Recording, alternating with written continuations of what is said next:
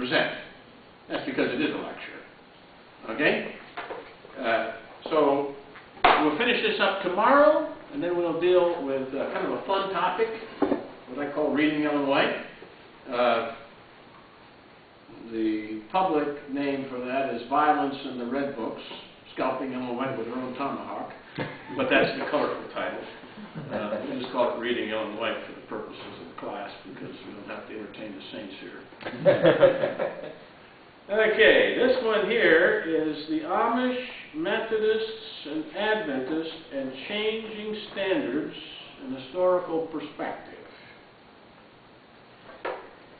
Okay, and I'm going to start out with the Amish.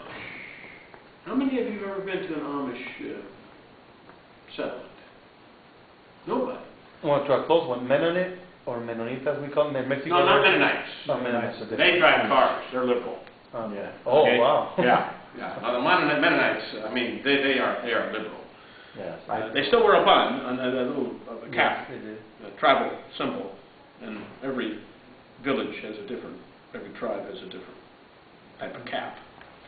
But, you've never, nobody's been into an Amish? I passed by, but... Well, you've got to stop sometime, because they all got horses and buggies, but you can still count a Cadillac from a Volkswagen, okay? There's real buggies with real horses, and there's the nag.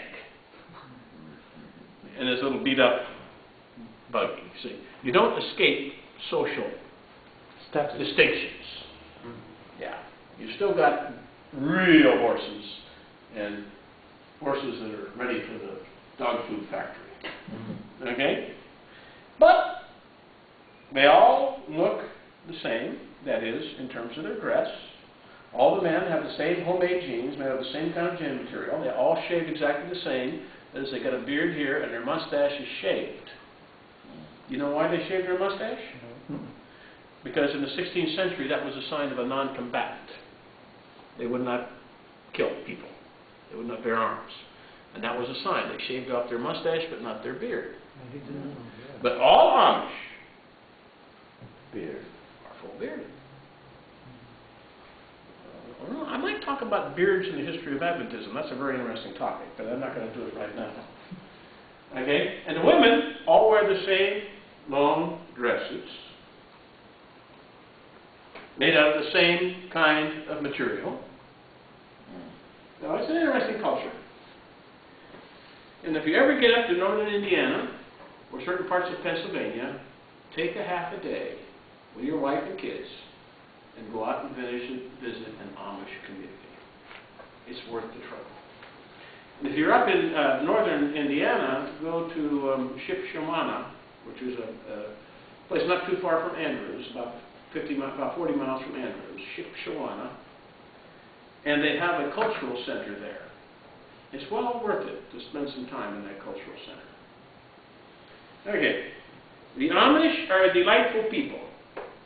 They are a people in desperate earnestness regarding the maintenance of their forebears' church standards. So earnest, in fact, that they are conspicuous for their success. Having lived many years in southern Michigan, it has been my privilege to visit the Indiana Amish communities from time to time. It's not difficult to be impressed by a people who, in all sincerity, drive the horse-drawn vehicles, and wear the clothes of an age gone by. On the other hand, you'll see all these women dressed exactly the same in their traditional dress. They could be in the 16th century. And their hat's the same, their hairdo's the same, their dress is the same. And then you see their feet. Nice. On their feet, they have tennis shoes, Nikes. They got green ones with yellow polka dots. They got purple ones with red stripes. And this is the place where they express their individuality. Why there? I don't know. My guess is they don't have a quotation on shoes. Okay. I'm expressing it like an Adventist would. They don't have a quotation on shoes. That's where they differ. But other than that, they have brought forth, you couldn't tell one different from now than they lived 200 years ago.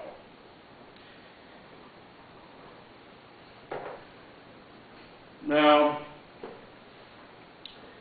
these people have a hard time dealing with modern culture. If I was at home, I would have brought my book on the Amish with lots of pictures. You can't have a phone in your house. Okay? Telephone is something of the modern world. But they can have lights. But you can have a phone in your yard. What's the difference? I don't know. Public use. This is what the elders have ruled, my friend.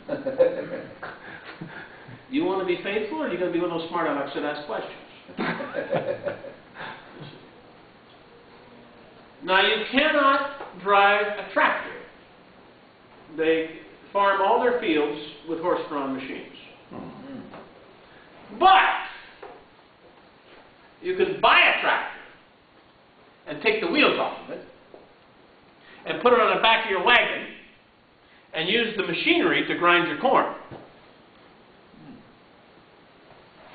Now, you got to know the rules.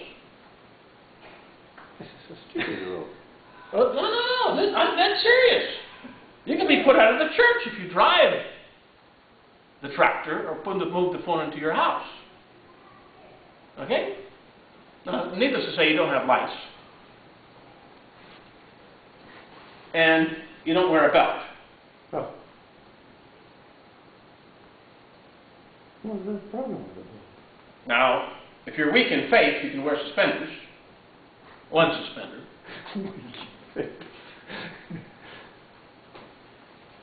If you're real weak in faith, you wear 2 suspenders.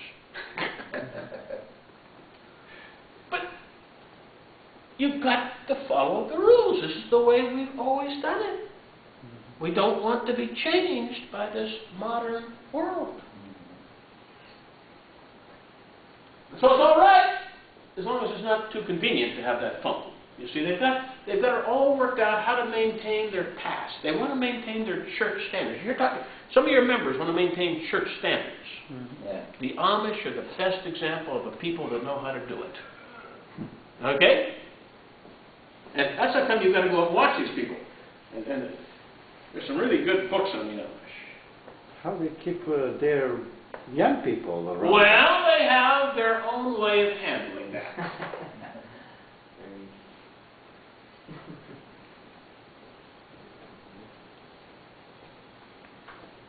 They don't become a member of the church too soon. If they want to do something bad, they do it before they join the church.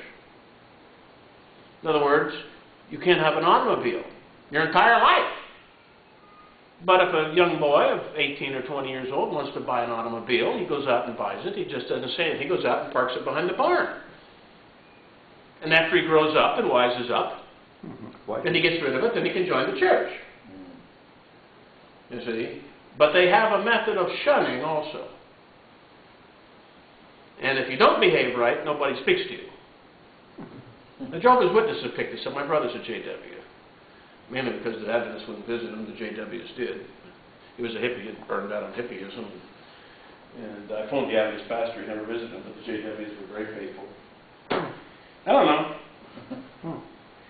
Anyway, he got a boy that they've shunned because he got involved with his girlfriend down in Mexico.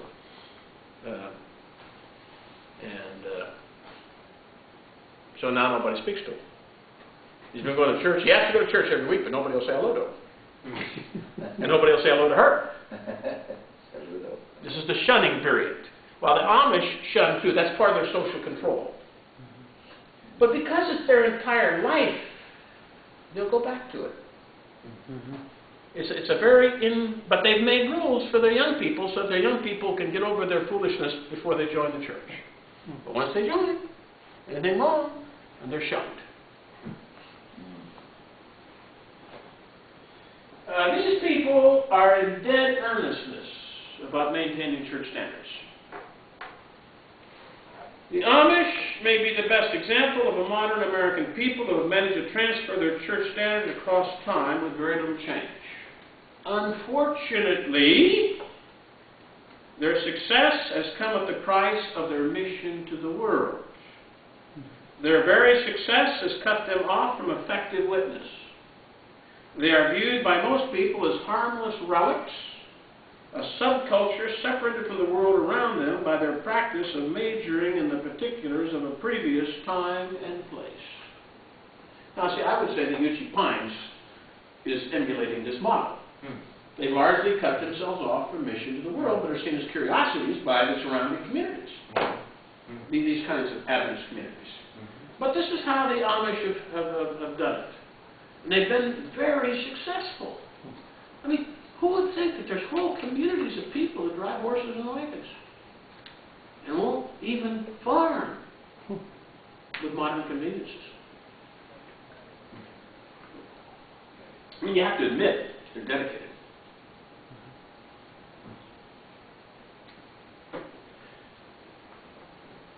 At the other extreme of the transmission of church values spectrum is the United Methodist Church. The Methodists once held extremely high church standards that were similar to those of Seventh-day Adventists, because we're actually related to the Methodists. Early in the 20th century, however, Methodism began to relax its position on standards, and by the 1970s, it had largely blended into the American culture. To be a Methodist was to be a mainline American. People didn't even need to change their lifestyle to join their church. You see, we see a lot of this today. Not only in Methodism, but in several other denominations. The Methodists used to have strong standards. They were against alcohol, they were against smoking. Now, so you're a gay. You want to be a minister? That's good. It's just another part of America. It's a reflection of the culture. They've totally lost out. The result, interesting enough, is once again a loss of mission. Dean Kelly, in Why Conservative Churches Are Growing, points out that when Methodism's standards became virtually indistinguishable from those of mainland America, its membership began to rapidly decline. Why? Because, claims Kelly, now Kelly is a United Methodist minister himself, because, claims Kelly, people desire to belong to a church that stands for something if they're going to join one at all. Seventh-day Adventists can learn lessons from both the Amish and the Methodists.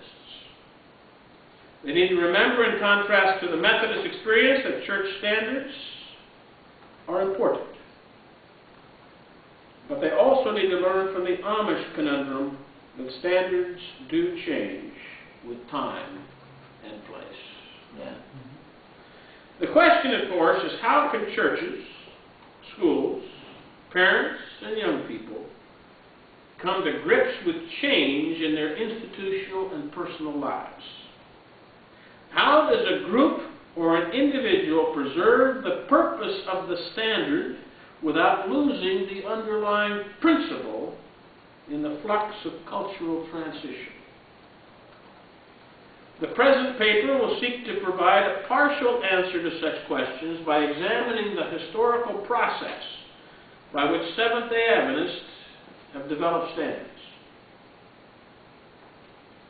in the past and how they do so in the present. Now, that's an interesting topic because we did develop standards in the past. We do not develop standards now. All of our standards are historical standards. I don't know if you've ever noticed that. We're not facing current issues. We are afraid, or what is it? Well, we'll come to that. I think the collective brain of Adventism died in 1915. Ellen White said something, we know pretty much what to do with it. Ellen White didn't say anything, we don't know what to do. So we have this very strange thing in Adventism. We have a lot of conservative 19th century standards, and we haven't faced the 20th century issues, let alone the 21st. That brings me, That examination will be followed by a brief discussion of the problems inherent in Adventism's historical practice and some possible correctives to a process that is not always functional. Early Adventism and the formation of standards. I read a quotation from a conservative holiness type. I once read about a certain primitive tribespeople who, when asked how they'd come to live in their spot on earth, informed the inquisitive anthropologist that their ancestors had descended from the heavens on a vine. The author admits that he grew up thinking something quite similar about where evangelicals had come from. They, and I quote, were simply the current manifestation of the first century church and modified very slightly after a long period of Roman darkness by the Protestant Reformation. When I read that statement, I said, that's just the way most Adventists think. They don't have the slightest idea how we got here historically. Frank's confession is quite helpful because it reflects the approach of many Seventh-day Adventists to standards and church history. That is, we're merely a reflection of the early church, modified by a problematic Middle Ages, somewhat corrected by the Protestant Reformation, and here we are. Or as I like to say, most Adventists, when they think of Adventist history, think that we were born just like we are now. That we had 28 fundamental beliefs, well, 27 at least, and that we all abstained from eating pork, we kept Sabbath from sundown to sundown, that we were Trinitarians, and so on. All of the above are false. You see, we've had a theological journey, we've had a lifestyle journey. It never just fell into the heavens and landed in Battle Creek, Michigan. Or, as I used in the other class, an illustration, there's a pipeline from heaven that runs from the throne of God down through space into the top of Ellen White's head and out through her fingers. And voila, there's Seventh-day Adventism, born with an immaculate conception in 1844. No, not the way it happened. Most Seventh-day Adventists would not recognize the church today. We never even had tithing for 35 years. In fact, and I won't believe this one, we didn't take offerings in church. Taking offerings in church was doing business. So you went to 1 Corinthians 16. And on Sunday, a man the elder would come to your house, knock on your door, and say, okay, Owen, how much this week? And then you would hand over your offerings. But you didn't do business on Sabbath. No, that's not very Adventist, is it? No. In fact, most of our members would probably be quite upset if we showed up on Sunday morning with our pencil and tablet. No. The early Adventists would not recognize the church. They were anti-organizational. They were radicals and rebels, countercultural.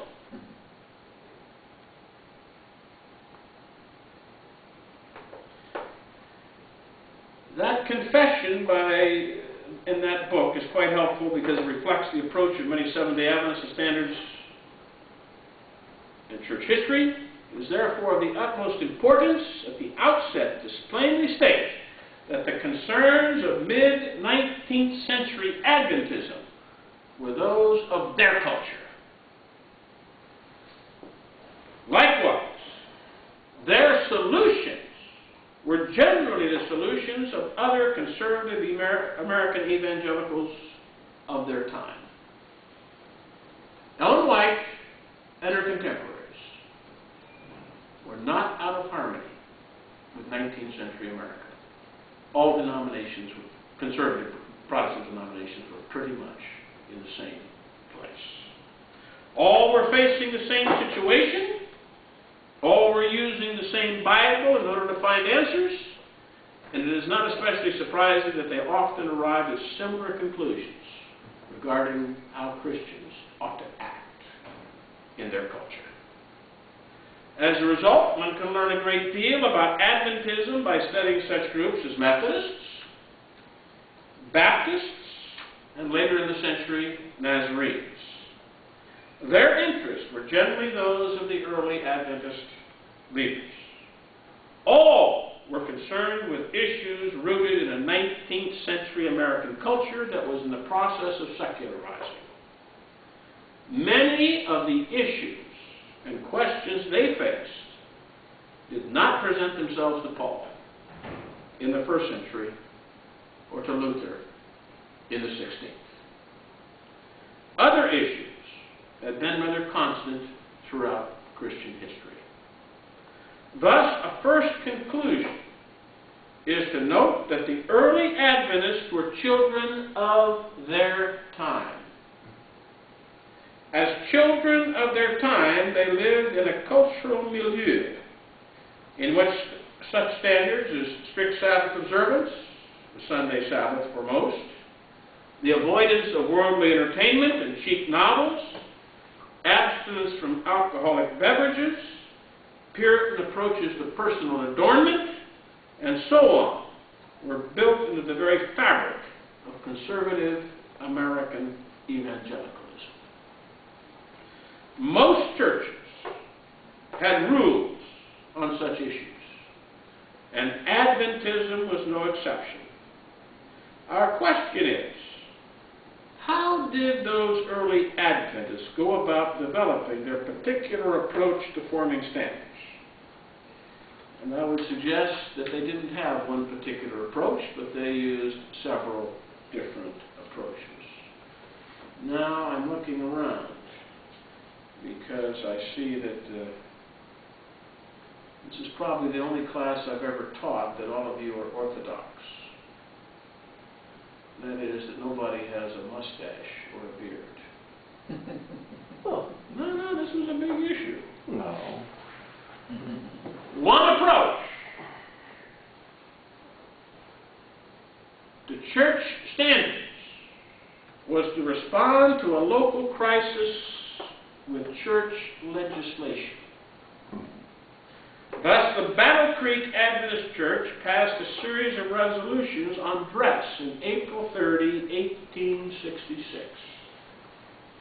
The congregation felt constrained to express its views on the subject because, and I quote, of the present corrupt and corrupting state of the world and the shameful extremes to which pride and fashion are leading their votieres, and the danger of some among us, especially the young, being contaminated by the influence and example of the world around them. As a result, the Battle Creek Church in 1866 passed a series of resolutions which are truly scriptural, that's in a quotation, are truly scriptural, and will commend themselves to the Christian taste and judgment of our brethren and sisters everywhere. Heading the resolution was one stating that dress should be, and I quote, scrupulously plain in capital letters. Dress should be scrupulously plain. Therefore, we regard plumes, feathers, flowers, and all superfluous bonnet ornaments as only the outward index of a vain heart, and as such are not to be tolerated by any of our members.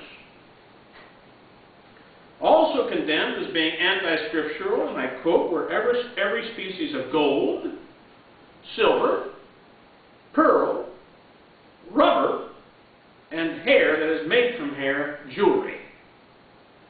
Beyond that, a profuseness of ribbons, cording, braid, embroidery, buttons, and etc. in dress trimming are vanities condemned by the Bible. No text given. And you can guess that fancy female hairstyles fell into the ban. But, surprisingly, male shaving habits were also the target of this legislation. Some of the men were trimming their beards by shaving part of their face. while others were coloring their beards. And those activities claim the resolution, and I quote, "Some of our brethren display a species of vanity equally censurable with that of certain of the sisters in dressing their hair. In every case, they should discard every style which would betoken the air of the fop." Now, don't ask me what a fop is, but I don't think it's something you want to be identified with. "The church had," and I quote, "no objection to a growth of beard on all parts of the face as nature designed it." So if you're going to have a beard, you better have a full beard. None of this fancy trimming. Okay? You got the idea? Yes. God made hair in your face. Who are you to try to fool around with His creation? Just attract attention to yourself. This is serious legislation. "The church had no objections to a growth of beard on all parts of the face as nature designed it, yet it was a great error if any portion of the beard was removed. Such brethren greatly err from the sobriety of the Christian in donning the mustache or goatee." Nothing but personal adornment. "Thus, the Orthodox Adventist male was to be either cleanly shaven or fully bearded. But there was to be no fancy work on their faces to encourage vanity." So I have collected a whole series of statements in Adventist history about beards. Because some people are still concerned. One brother writes that you can't be a part of the 144,000 if you don't let your beard grow. Shaving is a sin. God has counted the very numbers of hairs on your head. Who are you to change the number? No, I mean, these people are just, that's what I say. There's nuts among the berries out there, guys. No, this was a serious standard in 1866. Okay, you understand what a serious standard is. When I first went to the seminary, students could not grow beards.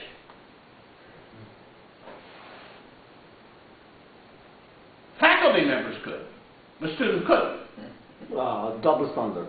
Well, the reason the faculty members could, because we had one faculty member that had pox all over his face, and that was the only reason he could cover up his pox. Now the students can wear beards too.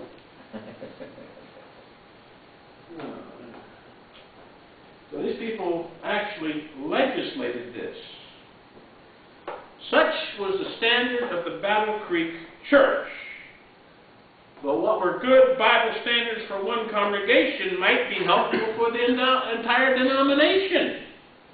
Thus, on May 17, 1866, the General Conference in session. Now, you understand what a General Conference in session means. It's kind of a, ex cathedra statement by the Adventist Church. It's the formal church statement. May 17, 1866, the General Conference in session put us imprimatur on the Battle Creek resolutions, thereby providing them with final authority. The session unanimously adopted the resolutions. And I want you to know that the regulations on shaving or wearing a feather in your hat are still on the records. Now, they're not part of the 27 or 28, but they're still on the records.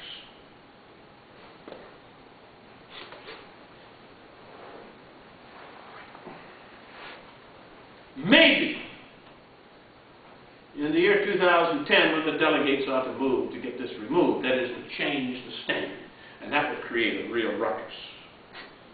Because once you put this one, then you've got to pull the rest of them, and it would cause discussion, so we will not do anything. We'll just have a standard that nobody pays attention to. Okay? What is it to be a true, faithful Seventh-day Adventist? an historic Adventist. Thus, the first way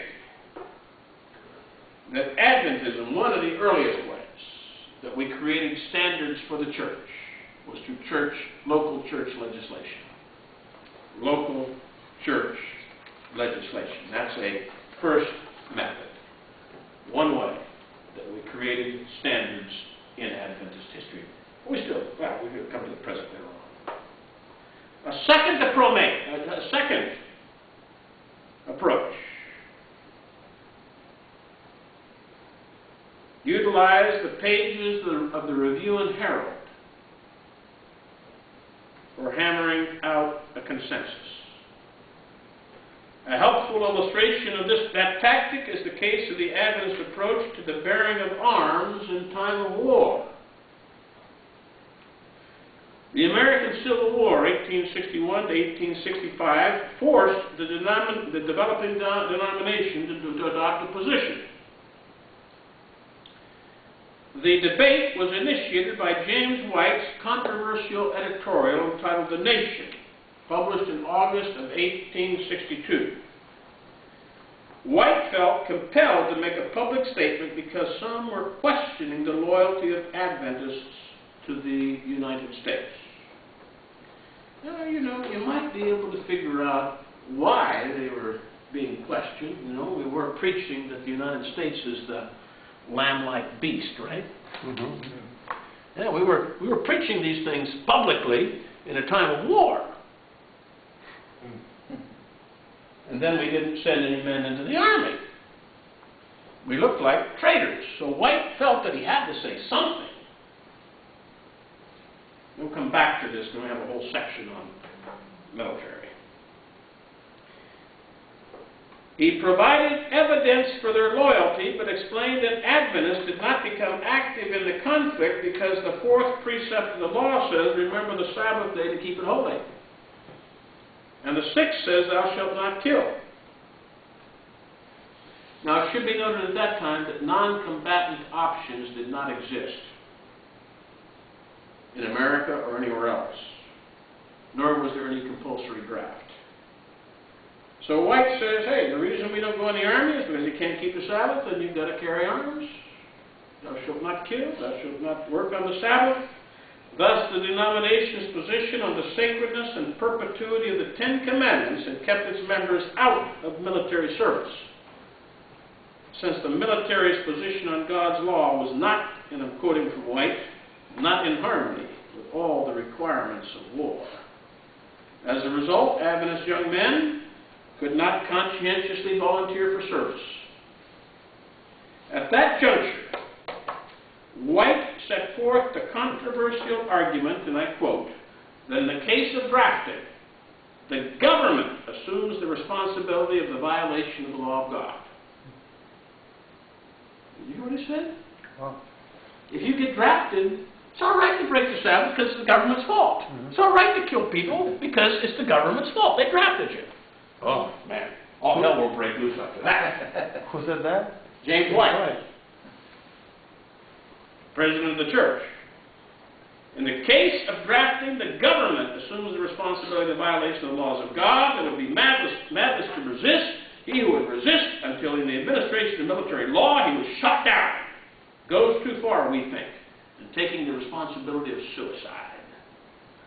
Urging church members to render to Caesar his due, the denomination's president suggested that those who despise civil law should at once pack up and be off to some spot on God's footstool where there is no civil law. The Nation, that article by White, set off a barrage of correspondence on the topic of how to relate to the military. 2 weeks later, White reported that some of the brethren had reacted, and I'm quoting, in a rather feverish style. He added that if any of the Adventist draft resistors chose to have, and I quote, a clinch with Uncle Sam rather than to obey, they could try it. James replied that he had no burden to contend with them, lest some of you non-resistants get up a little war before you're called to fight for your country. Then significantly he added that any well-written articles calculated to shed light upon our duty as a people in reference to the present war will receive prompt attention. That invitation brought forth a flood of articles on the topic from every possible perspective. The pages of the review for weeks, about 3 months, would just be covered with issues related to the military and how Adventism should relate to it. The next 4 months witnessed the debate publicly carried out through the pages of the denomination's semi-official paper. By the end of the war, the United States had begun to make provisions for non-combatant service for religiously motivated conscientious objectives. And the Seventh-day Adventist Church had come to somewhat of a consensus on accepting that option as the best in an unideal situation. The issue, however, was far from settled. As a result, in the post-war years, the General Conference assigned J.N. Andrews the task of developing a comprehensive position paper on the topic. That job apparently was never completed, and the denomination would continue to struggle with the issue in the 20th century. The important point to note at this juncture is that the denomination arrived at a sort of unofficial consensus through the process of airing arguments from all sides of an issue in the pages of the review. That's one way that they establish a standard. So we're going to have to quit, but right now we'll just summarize. The early Adventist church had several ways of establishing standards. One was local church legislation. A second was discussing it and coming to a consensus through discussion in the pages of the review. We'll pick up there tomorrow and move on. It's 4:30 roughly, so we'll have a break. We'll be back at 8 o'clock tomorrow morning. Tomorrow morning we'll finish this topic and start on the topic of reading Ellen White, use and misuse.